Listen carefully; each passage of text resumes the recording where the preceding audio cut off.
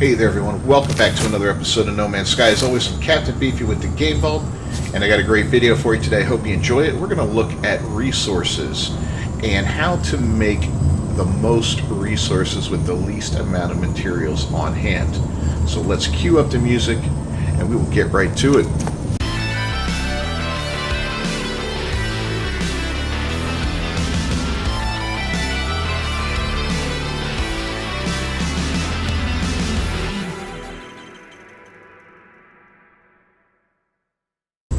Alright, first off, you guys know the importance of oxygen if you've watched me at all. Oxygen is the building block of this entire thing, and it will help you with many different resources along the way. Now, I recommend finding an area on a planet that's fairly habitable and not too aggravating, and building yourself a base where you can mine tons and tons of oxygen. As you can see here, this one, every time I come here, and I've been away for a bit, I've got 1,800 oxygen. I am going to add 2 more storage things to make it an even 20,000. But for now, that's that. So let's take a look at some of the basics and what oxygen can do for you. First and foremost, you can break it down into carbon, so you're never going to have to worry about carbon again. Now, I know all these things can be found out in the wild and all that, and save you a little bit of time there, but this is getting the most for your buck using the least amount of bases and locations and searching. Now, carbon can be made into condensed carbon. Easy enough, right? These are your very basic survival resources. Sodium can be turned into sodium nitrate, but did you know that if you add oxygen to it, it becomes a 1-to-1 ratio as opposed to 2 sodium to 1 sodium nitrate? Not bad, huh? And that's great because sodium nitrate breaks down 1 to 2 into sodium, so it's a great way to increase the amount of sodium you have if you're low on it and you have an oxygen base. But even better, when you're doing sodium nitrate, boom, it doubles up and turns into more sodium nitrate, so then you can break that down into regular sodium. So I'd recommend using your oxygen with your sodium nitrate as opposed to your sodium. You'll get more bang for your buck, and you can always break down the sodium nitrate if you have too much of it. As you can see here, I've got a boatload of resources, right? And this is how I've done it. Oxygen is the key. Now let's move on to the ferrite, the irons, okay? Now, rusted metal, not the easiest thing to come by, but you can find it, right? Breaks down 1 to 2 for ferrite dust. And we know ferrite dust becomes pure ferrite on a 1-to-1. And pure ferrite becomes 2-to-1 to make magnetized ferrite. That's all good. Now, there's no way to find a base or to find a planet where you can set up a passive ferrite dust farm. But what you can do is set up a farm somewhere on any planet that has uranium, pyrite, paraffinium, ammonia, dioxide, or phosphorus. All of these, and I'll show you, I'm only going to show you one, but they all break down into regular ferrite dust. Take a look at the uranium. So you can use it for uranium, or you can use it to make ferrite dust, and that works with all of those. Now, there's more to that, but we're going to get to that a little bit later. So going back to the rusted metal, you can mine this on planets if you'd like. It breaks down 2-to-1 into ferrite dust, but you can also make it by combining ferrite dust and oxygen on a 1-to-1 basis to make rusted metal, which is great. But even better, if you throw pure ferrite in there, you get a 1-to-2. Now, it only takes 1 ferrite dust to make 1 pure ferrite, so this is definitely the better thing. Now, these are all time-consuming things. This may not be for you. I make a lot of videos and all that, so I have a lot of time where I'm sitting idle at my base, and I just decided to try something different this time around and work with all these different recipes to see, just how few bases I could build. and get the most stuff out of it. Now, silicate powder, you're getting that digging in the ground with your terrain modifier. I don't know of any other way to get that. So silver, gold, and platinum are also great to have, and they're going to lead right into the uranium and all that later on. But a gold base is great, a silver base is great, and I'll show you why. So let's say you have a silver base. It doesn't break down into anything, right? Add oxygen to it, you got paraffinium. So all of a sudden, remember those 6 bases I mentioned earlier, or those 6 items I mentioned earlier that you could have bases for? You don't need it if you got a silver base. And as far as gold goes, breaks straight down into pyrite. You don't even need to add the oxygen, and it's a 1-to-1. But as you can see, if you add oxygen, it's a 1-to-2 ratio. So definitely helpful there. But if you have gold and silver, look at that, you can make platinum. That's always helpful. Pretty decent money item there, right? Let's move on. Alright, so we're going to talk about chromatic metal now and what it does and how to get it. Now, all you need is one base that will make any of these different elements here. Copper, activated or regular; cadmium, activated or regular; emerald, activated or regular; and indium, activated or regular. So any of those, all of these break down into chromatic metal when you work with them on here. And it's all you have to place in there is it by itself. Now the worst ratio is copper, where it takes 2 copper to make 1.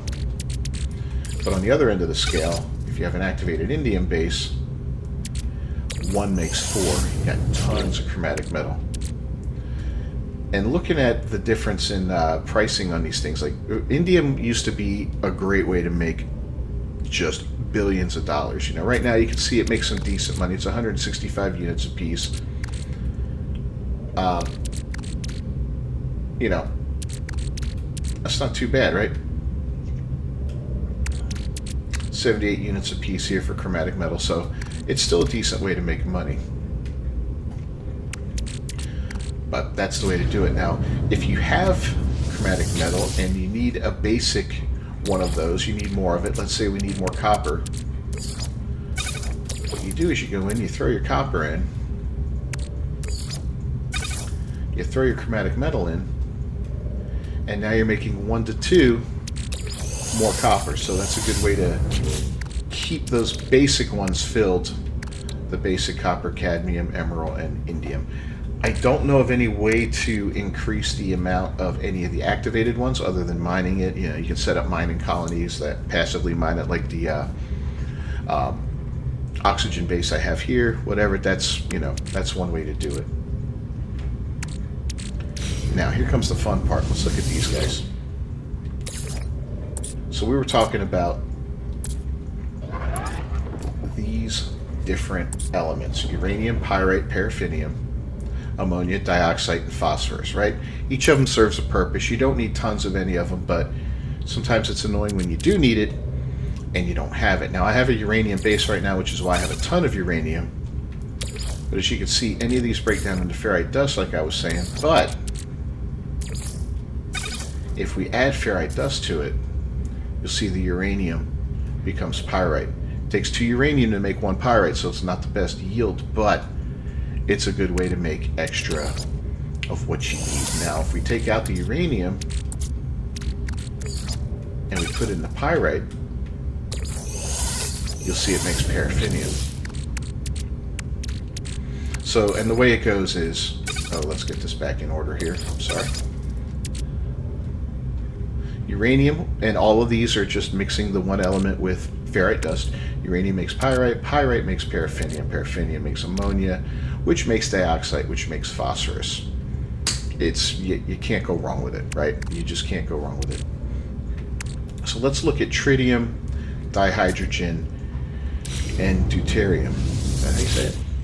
So these 3 elements are not the easiest to come across, but to get things going, really all you need is some dihydrogen. Okay? And I'll explain it to you. So dihydrogen will turn into dihydrogen jelly. And it takes 30 to make a dihydrogen jelly. And it takes a long time. So this is a very, very long process to do. Tritium will turn into dihydrogen. So if you go out, when you're out flying around, you can shoot up as much tritium as you want, but it's a 5-to-1 ratio, so it's not a really good ratio. So I wouldn't recommend that. I'd recommend getting the tritium that you need and holding on to it. The main thing you use tritium for is to power up your ship's pulse drive, but if you're doing all the other stuff I talked about, making pyrite and all that, you can use pyrite for the same thing, so it's not that big of a deal. But if you combine tritium and dihydrogen together, that's where you get the deuterium. Not a bad deal there, right? And I believe there's a way to make tritium from dihydrogen. I could be wrong, though. Nope, that's a good way to make salt, though. Well, that's good, because that leads us into our next thing, and that is salt and chlorine. So let's pull this back. Now, salt isn't too hard to come by, right? It's worth 101 units a pop. No big deal. 2 salts make 1 chlorine. Now, with chlorine, you can break it down. 1 chlorine makes 2 salts. But if you add oxygen to the mix, now 1 chlorine and 2 oxygen makes 6 salts. So you're going to end up with 6 times the amount of chlorine you have here. And when it's valued, this one says 41 units each, but I think that's because I'm in a system where I broke the economy. Let's go to a different system real quick and try that out and see what the value is, because I think that's a bad example. We'll just go here. And while we're heading on the way over there, like I said, this is something I do in between videos when I'm uploading and rendering videos, doing the edits and all that. I'll come in here AFK and set up a whole bunch of stuff. I also have curious deposits at this base, so I'm constantly creating nanites, which is why I've got, a pretty solid number of nanites, almost 100,000 right now. Alright, let's see what the chlorine is worth here.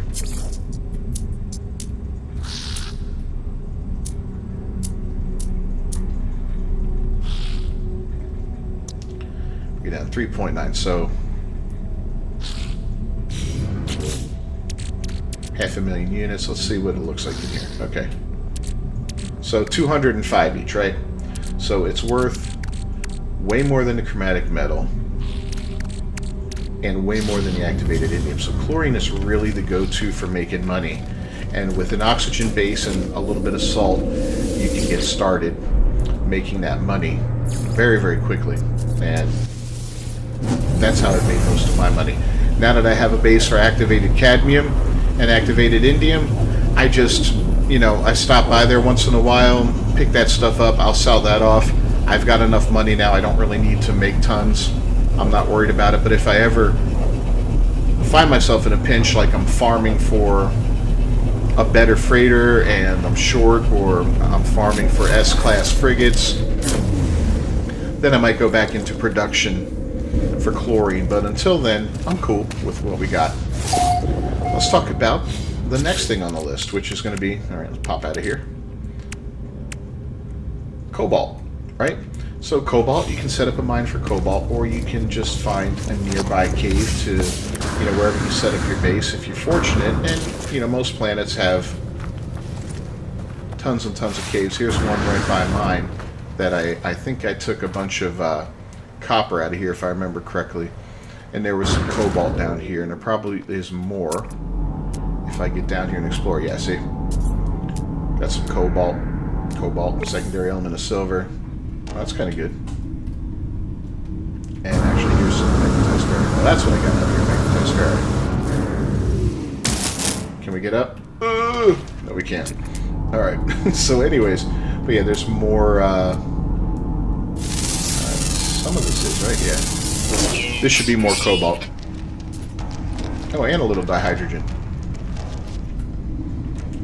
And albumin pearls. So I wouldn't worry too much about getting a cobalt base because it just doesn't feel as necessary as some of the other bases. I mean, yeah, cobalt's great. Cobalt used to be the big money maker as far as busting economies and all that. But nowadays, it's just a little... It's a lot more worthless. But if you want to stack it up and you want to gather some up, I'll show you how cobalt works. Now, cobalt is 2-to-1 to make ionized cobalt. If you add oxygen to it, it's 2-to-5. And it takes 2 oxygen and 2 cobalt. So, definitely a better way to make ionized cobalt. And ionized cobalt, look at that, you can make 1-to-6 ionized cobalt. So you can take that stuff you made, make more of it just using some oxygen and stock up on it real quick. And then when you're all done and you have extra ionized but you want to go back and get some regular cobalt, well, there you go. It breaks down 1-to-2. So you see how that works. It's very simple and easy to do. Cytophosphate, you just got to mine that underwater. It's a pain in the butt to get. You don't use much, but you do use it. Let's look at mortite and facium. There are a couple different ways to make these. I mean, they're not really that important. But facium takes 3 to make 2 mortite. Mortite takes, I think it's, yeah, 3 to make 1. But I believe if it's oxygen and facium combined, yeah, you can go 1-to-3 on facium, and then you can make your mortite. So you can make more facium and then turn it into mortite if you need it. Again, these aren't that big of a deal. It's not that important. We're going to move on now. This pugnium you just get from killing, you'll find it in different spots, but mainly from killing sentinels. Tainted metal you're going to find on derelict freighters. I really don't know of anywhere else to get it, and I don't know of any way to legitimately make more of it. Now the gases, sulfurine, radon, and nitrogen. You can get all 3 of these if you have only one base of one of those, and here's how it works. Each one will break down into the other in order. Sulfurine will break down into radon, which will break down into nitrogen, and it does it at a 3-to-1, so you lose quite a bit. But again, with the magic of oxygen, it's 1-to-1. So if I've got a sulfurine base, I was like, you know what, I'm not going to look for a radon base, I'm not going to look for a nitrogen base. I really don't use those that much. So there's really no need to have a constant supply. They're not super valuable. I'll end up stocking up on them in here and maxing out my, what I can hold. And then having my backup, of course, which I'm working on here, where as soon as I get an extra stack of 99,000, I get a little extra, I throw them in here. And as you can see, I've done all my gases. I've done a lot of work with that. So that's how that works. Pretty simple, right? Now, some other cool stuff. And going back to these, let's get out of this. Going back to these 6 elements right here, from the phosphorus over to the uranium. So check this out. We mixed them with ferrite, right, to make the next element. But each one of these, if you mix it with oxygen, and it'll take 2 to make 1, will make the corresponding plant that you need. So if you need some of these plants for something, whatever you want to build a garden and all that, you don't need to go and plant, go out and pick a bunch of them to get them and all that. You can just process some of your uranium down, and then you get a ton of gamma root. And I'll show you that it works. I'm not going to do all 6 of them, but just to spot check it here, we'll go over to the dioxide frost crystal. So that's just an awesome little extra there that you can take advantage of. This back in order. Yeah, I'm anal with this. And yeah, that's pretty much it on the basics of maximizing the amount of resources you can get using a minimal amount of bases. So again, an oxygen base is important because this is kind of like the the thing that everything else is built on, right? And then a gold base is good, because you can turn that into pyrite or silver base, although having one of each is good. If you have these, you don't need any of these, because you can just make them from the gold and the silver. And then whatever you make from that, you can make ferrite. You don't really need a sodium base, because with the oxygen, all you need to do is pick a single plant, basically, and you're on your way to producing tons of sodium. It's just like the salt thing, because you can exponentially, or not exponentially, you can increase the amount of that you have very, very easily just by using oxygen. And then, of course, these metals here, the coppers through the indiums. No way to make more activated indium other than mining it, or any of the activated ones. I don't have emerald yet, I gotta get that. But any of those will produce chromatic metal, and then all you need is one piece of any of the basics, the cadmium, the copper, the emerald, or the indium, and you can basically make untold amounts of them. So what is that? 1, 2, 3, 4 bases for the basics of everything. Yeah, I mean, really, that could get you going with all this. Or 5, actually, because you're going to need one of these gases, too. Like I said, salt, no worries, you're going to find that somewhere. And it could be processed down from some other stuff. Maybe we'll do some advanced recipes later on. But for now, we're going to go ahead and wrap up this episode of No Man's Sky. I hope you found it useful. If you did, and you enjoyed it, please leave a like down below. Don't forget to comment on here. Let me know some of your favorite recipes and your preferred method of playing. Some guys like to go out and mine. You find it cathartic, and that's great. Some will go out and buy. If you just have a way to make a ton of money and you just buy your resources when you need it, that's great too. And some guys like to build up mining bases everywhere. For me, this was something different. I'd never tried to do this with a minimalistic approach. And let's look at our bases again real quick. I don't have a lot on this character. Here's my current one, of course. This one's for a portal. This one was for a ship. I'm going to get rid of this. I'm going to get rid of that. I'm going to get rid of that. These 3, I don't believe are anything worth keeping. But I got my cadmium, my indium, and my uranium, which I'm going to get rid of because I just recently built a gold base. So I no longer need this uranium one. So I'm going to pack that one up and probably turn it into an activated emerald base. And then I want to get an activated copper base, just because there's no other way to make those items. That's what I'm going to do. All right, well, let's wrap this up. I've held on to you long enough today. Have a great day, everyone. I'll see you next time. Until then.